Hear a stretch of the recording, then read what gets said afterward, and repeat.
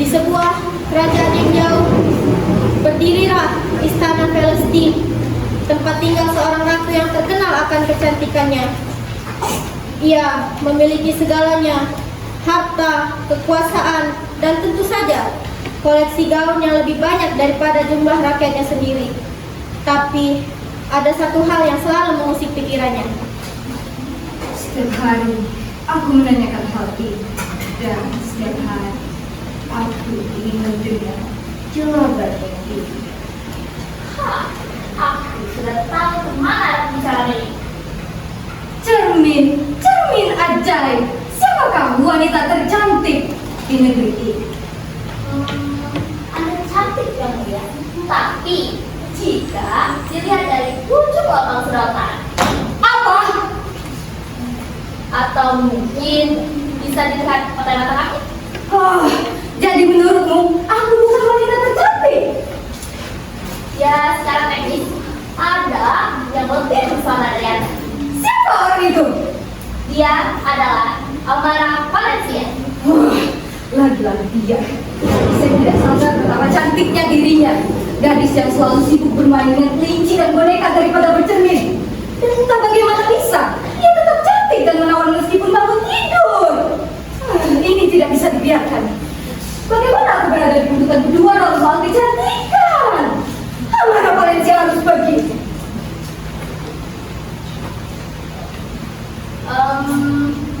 Ini yang sangat cemerlang. Bagaimana jika Anda umumkan ke seluruh kerajaan bahwa Anda insecure? Diam, Livi. Jadi, apa rencana kalian yang mulia? Aku akan memberikan mama. Dan aku akan menjadi wanita tercantik di negeri ini. Ironis sekali ya.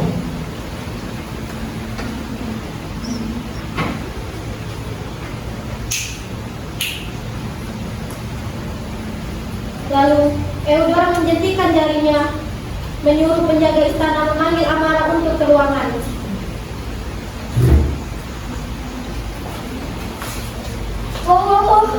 Ini kenapa aku tiba-tiba diculik?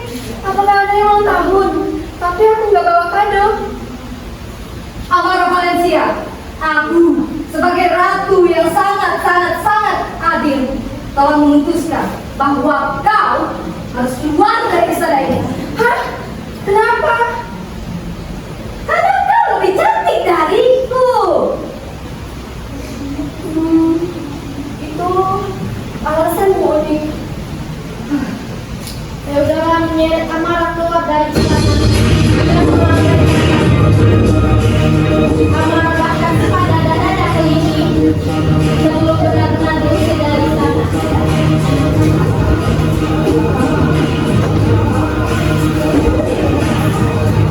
Setelah Amara diusir dari istana, sang ratu mulai berbincang dengan cermin ajaib tersebut cara menyingkirkan Amara. Aku punya rencana. Jadi apa rencana kalian yang mulia? Aku harus menyingkirkan Amara, tetapi aku butuh sesuatu yang klasik dan sesuatu yang ikonik. Racuni saja di luar langsung maju. Bagaimana kau tahu? Karena kamu tidak berani.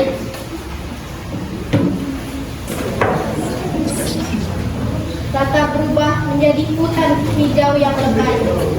Amara berjalan dengan santai sambil sesekali berbicara sendiri. Diusir dari istana karena terlalu cantik. Harusnya aku merasa tersinggung. Tapi kok rasanya malah kayak kenapa ya? Dia terus berjalan hingga menemukan sebuah rumah kecil yang miring. Entah karena desainnya atau karena ada yang salah dalam pembangunannya. Dan dari jauh terdengar suara keributan.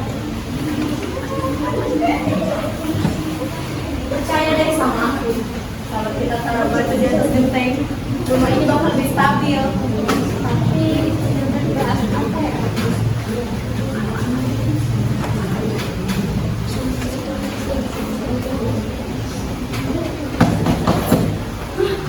Siapa itu?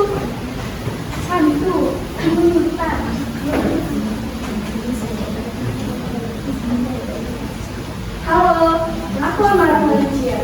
Aku diusir dari istana karena alasannya ada aneh. Boleh kamu tinggal di sini?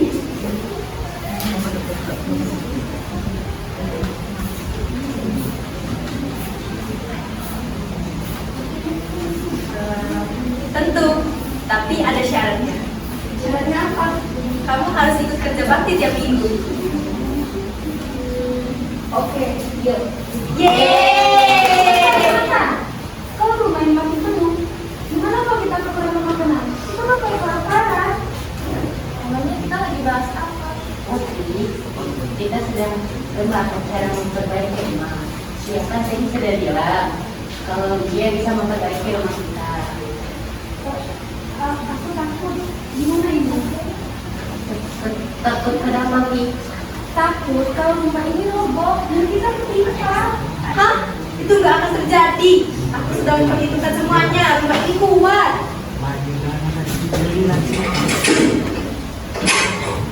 Di saat yang sama, tiba-tiba Pia seolah mendengar suara keras yang akan membuat rumahnya roboh dan membuat semua Kurcaci terkejut dan ketakutan.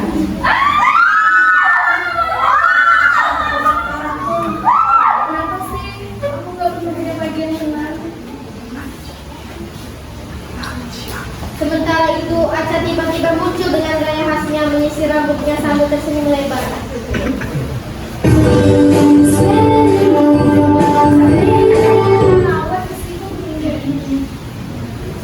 Sini salah semua saya salah Upi. Upi pasti lupa mengambil palu dan parpol untuk memperbaiki rumah. Aku harus cari palu dan kayu ya. Bagaimana mau benerin rumah kalau nggak ada palu dan kayu? Emangnya mau palu sama kayu itu apa? Aku kayaknya harus mulai belajar meditasi di depan diriku. Tirai perlahan menuntut meninggalkan para Kurcaci yang masih berdebat, sementara Amara hanya bisa pasrah dengan kekacauan di sekitarnya.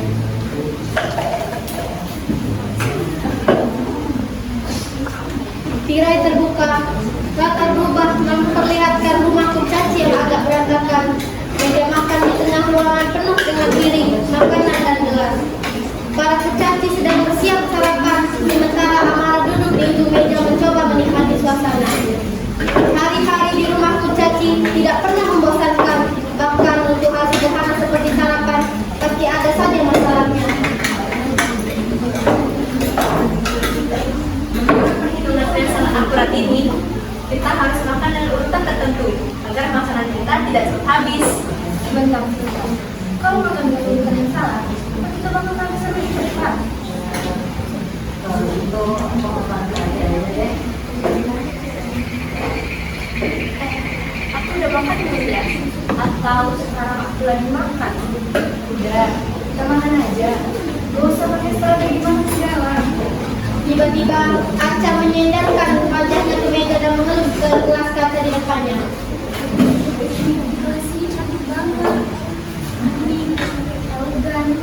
Wow, seperti aku. Dan kamu bisa nggak usah menggoda jangan saat kita lagi makan. Sama kan, gelas depan kan mendapatkan apresiasi.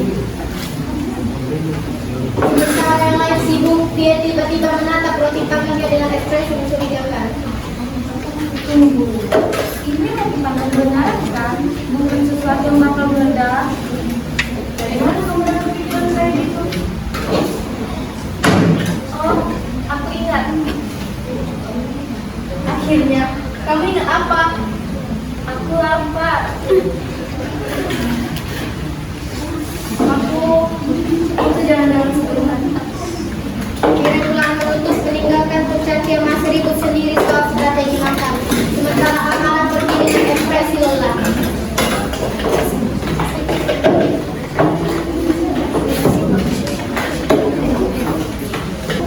Tirai terbuka di hutan dengan pepohonan rindang dan suara musik pisau.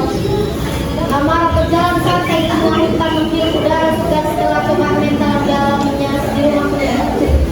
Setelah mengalami sarapan yang penuh drama, bukan karena makanannya, tapi karena penghuni rumahnya, Amara memutuskan untuk berjalan-jalan. Tapi yang tidak ia ketahui, hari ini akan menjadi lebih aneh dari biasanya. Tiba-tiba dari kejauhan,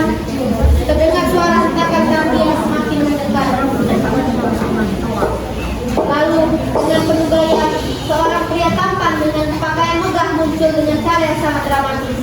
Wahai putri Amara, aku datang untuk menyelamatkan. Ah, orang mana yang lagi yang akan datang ke hidupku? Amara berjalan mendekati Amara, meletakkan satu tangan di dada seperti seorang pahlawan besar. Kau pasti putri yang diusir dari istana. Aku, Aji Mindarion, datang dari jauh untuk menyelamatkan dari kaki yang kejam. Maaf, tapi aku baik-baik saja. Apa? Aku tinggal di rumah Kurcaci, makan enak, dan bisa jalan-jalan sesuka hati. Gak ada yang perlu diselamatkan sebenarnya. Tapi aku sudah datang dari jauh-jauh. Aku sudah berarti gaya pahlawan. Masa tidak ada yang diusahakan?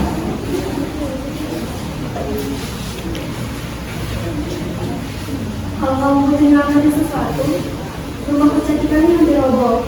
Mungkin kamu bisa bantu berbaiki. Dengan saja. Orang pangeran tetap membangun. Sebelum Amara sempat menjawab, tiba-tiba terdengar suara. Oh wow, siapa nama itu? Aca berlari ke arah mereka dengan penuh semangat, langsung menuju rambutnya dan memasang pose menggoda. Dan pangeran, apa yang kamu bicarakan bersinar dengan manusia ini? Aku dia cerita ini. Apa maksudnya? Maksudku, wah, kamu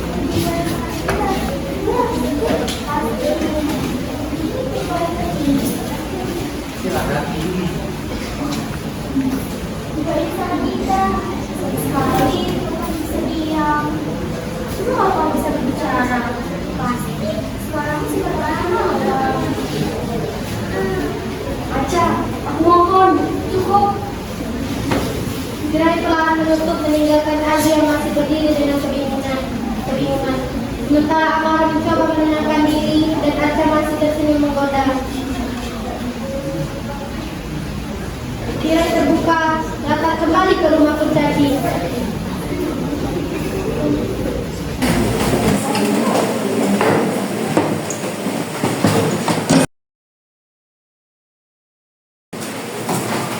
Oh iya, ini bukan sekedar pangeran. Dia adalah pangeran tampan yang bagus di TV.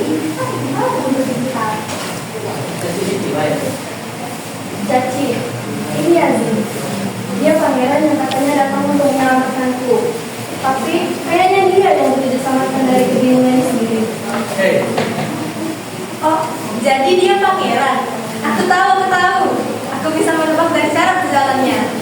Cia, dia pakai jubah kerajaan. Semua orang juga bisa nebak.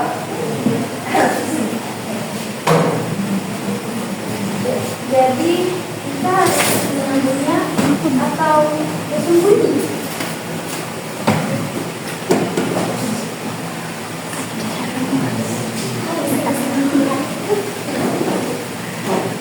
Dia langsung panik dan melarikan diri. karena aku sudah ada di sini, aku ingin tahu bagaimana kehidupan kalian. Kita ngapain biasanya? Jelas, kita bekerja. Kalian kerja. Bekerja, menjaga rumah ini agar tidak roboh. Tapi tetap roboh.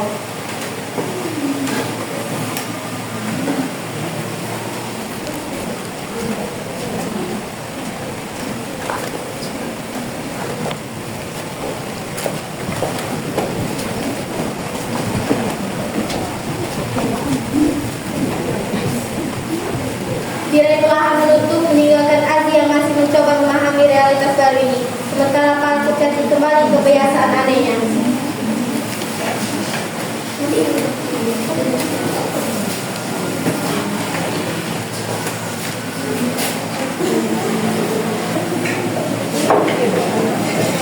Malam telah tiba.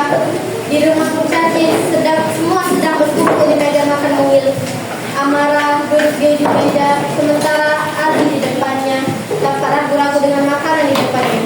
Para Kurcaci sibuk dengan urusan mereka masing-masing. Malam itu, di rumah mungil yang mirip, Pangeran Aji merasakan kehidupan bersama para Kurcaci untuk pertama kalinya, dan juga mungkin untuk terakhir kalinya.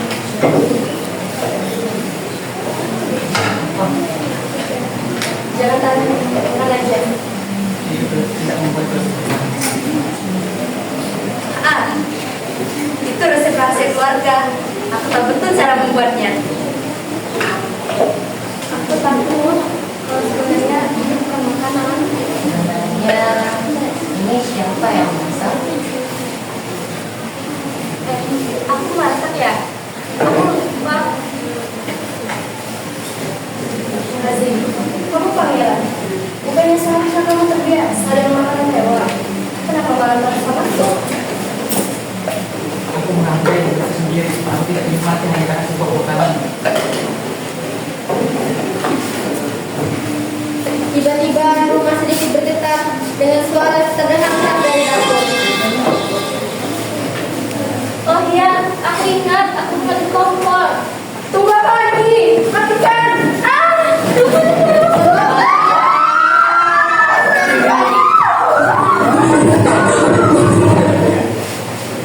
Tirai telah menutup meninggalkan rumah kurcaci yang penuh kekacauan dan Aziz yang semakin melakukan pilihannya dalam hidup. Setelah kejadian para kurcaci, Amara dan Pangeran Aziz tanggung berganti-ganti ke istana megah. Di tengah ruangan, Eudora berdiri di depan mimpi sang cermin ajaib. Dengan ekspresi penuh drama, tangannya melayang di udara seolah sedang berlatih adegan. Baiklah, Livi. Aku ingin mendengar berita yang lebih baik daripada sebelumnya. Jadi, siapakah wanita tercantik di negeri ini? Kamu tanya? Kamu bertanya-tanya? Jawabannya...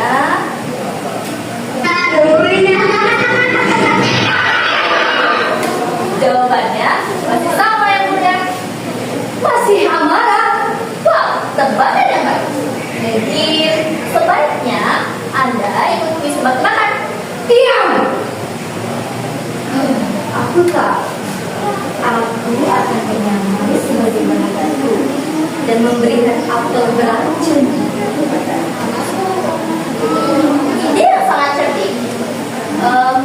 Aku yakin mungkin tidak ada orang yang pernah melakukannya sebelumnya. Persis. Ada yang akan menyangkakan hal ini. Ini ide yang sangat. Hei, jangan sarkas. Eudora melibaskan jubahnya, lalu menunjuk ke langit seolah sedang berpidato. Bersiaplah, Amara Valencia. Kau akan merasakan kehebatan rencanaku. Dan aku akan menjadi wanita tercantik di negeri ini. Kecuali Anda lupa mana yang aku beracun, Anda memakannya sendiri. Harus ditandai. Jaga-jaga. Tirai perlahan menutup meninggalkan Eudora yang sibuk dengan rencana jahatnya yang tak akan berhasil atau malah menjadi rencana baru.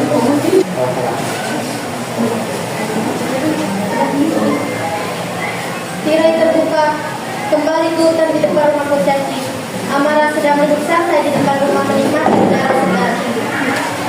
Tiba-tiba dari balik pohon muncul seorang nenek tua berjubah hitam. Tapi kalau diterangkan baik-baik, jubahnya penuh dengan glitter. Dan makeup wajahnya masih terlihat Eudora dengan yang gagal total.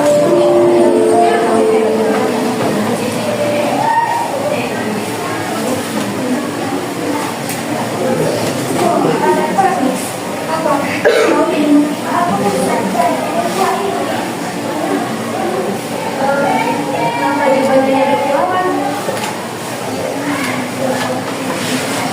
Aku mengkombinasikannya dari sini semalam. Bagaimana ini? Dan kenapa suara nenek seperti serai pinggirnya? Tidak, ini bukan suara asliku. Cucu manis. Dari kejauhan, dia menyipitkan mata ke arah Eudora. Aku tahu ada yang aneh di sini.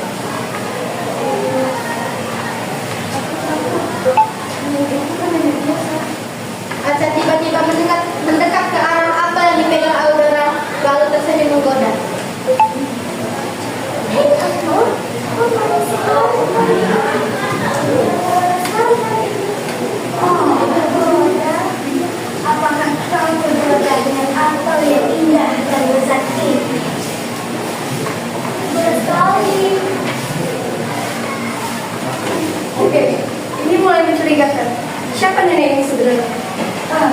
Aku hanya seorang nenek tua yang ingin berbagi apel lezat ini kepada kalian. Tiba-tiba Livi muncul dari balik pohon. Ya. Dan aku adalah seperti biasa yang tak sengaja seperti nenek tua ini yang selalu membawa apel aneh bersamanya untuk dibagikan. Tunggu, apakah itu tadi cermin ajaib kan? Aku takut. Beliau ini bukanlah samarangnya. Cermin tadi ada cermin ajaib dan sang ratu. Bukan. Iya. Aku hanya seorang penjual apel. Iya, penjual apel. Dan aku tidak mengenal siapa pemilik itu. Sang ratu salah bicara. Ia tidak sengaja menyebutkan nama sang cermin. Para kurcaci beserta Amara menatapnya dengan penuh curiga dan menyadari jika itu adalah ratu jahat. Eudora semakin panik dan tidak ada pilihan lagi. Ia tertawa jahat mendekat ke arah Amara.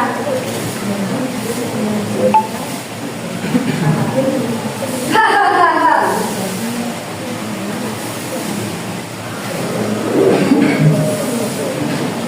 Amara mundur selangkah, tapi sebelum dia bisa bereaksi lebih jauh, Pangeran Aziz yang datang terlambat langsung berlari menuju ke depan Amara berusaha melindunginya.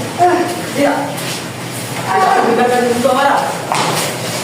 Eudora menatap Aziz dengan kesal lalu mendekat perlahan. Semua kurcaci tegang. Amara memegang tangan Aziz, ketegangan semakin memuncak. Namun saat ia hendak maju, jubahnya terlalu panjang malah menginjak kakinya sendiri. Ia terpeleset ke belakang, lalu terus jatuh pingsan di tanah. Hening semua orang menatapnya. Tirai perlahan menutup meninggalkan Eudora yang masih terkapar di tanah, sementara Amara, Aziz dan para kurcaci hanya bisa menghela nafas panjang.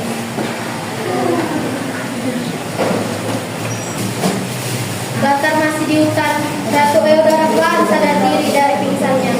Begitu ia membuka mata, dia langsung melihat sesuatu yang sangat aneh. Di sekelilingnya, para kurcaci berdiri dalam jubah putih mereka dengan wajah penuh wibawa, seperti malaikat yang sedang melakukan tugas suci.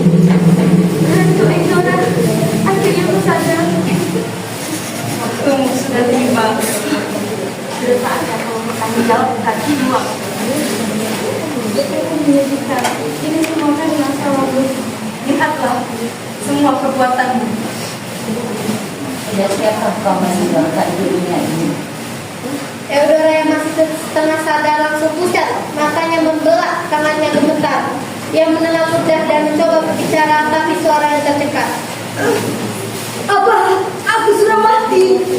Ia memandang sekelilingnya dan bangun. Dengan panik melihat Pangeran Aziz Amara belum tampak di hadapannya. Tangan kamu jiwa yang baik. Aku tidak berniat. Aku hanya. Saat itu Amara muncul dengan langkah mulai, kepalanya tertunduk, wajahnya murung seakan sedang menahan kesedihan yang amat dalam. Tolong, jangan usir aku.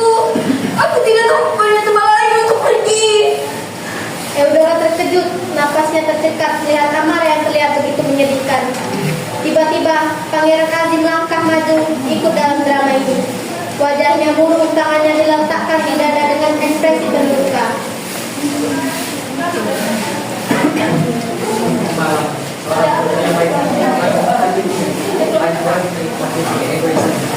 Eudora semakin panik. Ia menatap para kurcaci, Amara dan Pangeran Aziz.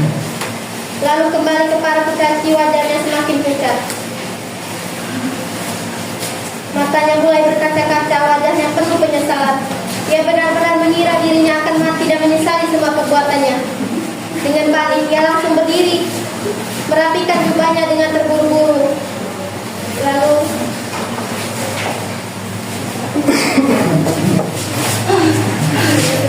Aku menyesali perbuatanku.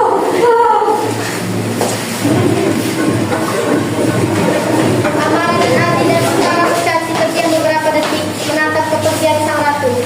Lalu perlahan satu persatu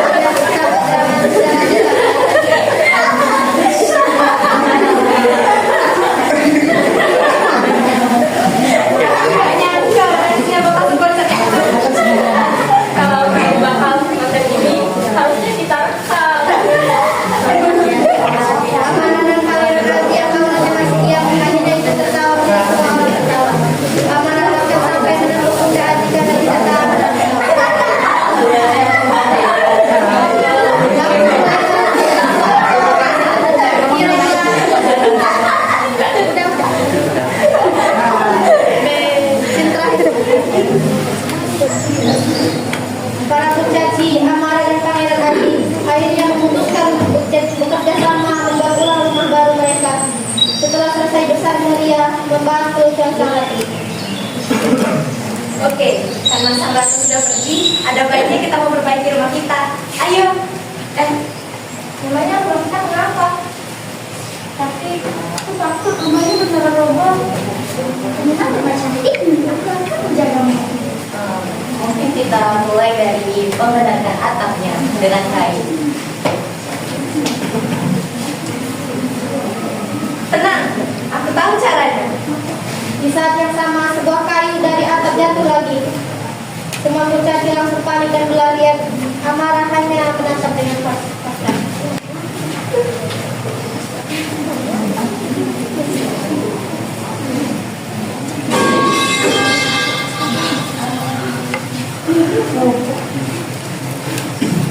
Amarah menatap tajam, dia langsung terdiam. Pangeran Aziz sepertinya mempunyai ide.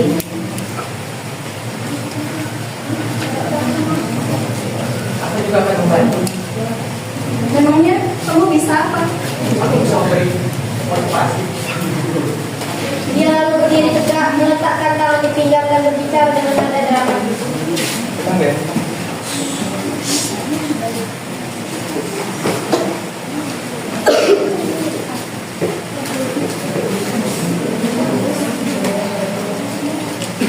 Semua orang tertawa, tirai perlahan menutup. Dengan para kurcaci masih hidup sendiri, orang yang ada dan pasrah, dan Aziz yang mencoba mencari cara dan para kurcaci dan para yang selesai diperbaiki, panggung masih berlangsung di hutan di depan kurcaci.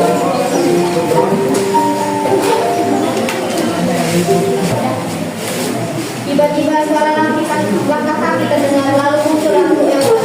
Tapi kali ini dia tidak tampak marah atau dramatis seperti sebelumnya. Sebaliknya, dia terlihat lelah, bahkan cermin ajaib ini ikut dibawa olehnya sambil diganti seperti teman baik. Aku ingin meminta maaf. Akhirnya ada sadar juga yang mulia. Semua orang menoleh langsung dan terkejut. Jangan-jangan ini trik baru. Ini hanya taktik agar kita lengah. Tidak, aku tidak berrencana apapun. Aku hanya ingin minta maaf. Sungguh, aku akan berjanji aku tidak akan melukai Amarah. Sungguh. Jadi, kamu mau apa?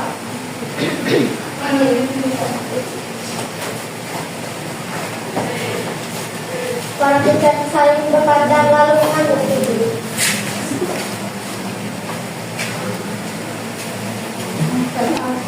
Amarah, aku sadar bahwa selama ini aku hanya membuang waktuku dengan hal yang tidak penting. Nah, untuk kerjaan kami dan barang kamu melakukan dengan bermain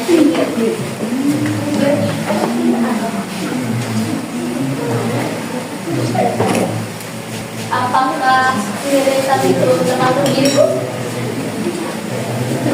Ya enggak lah.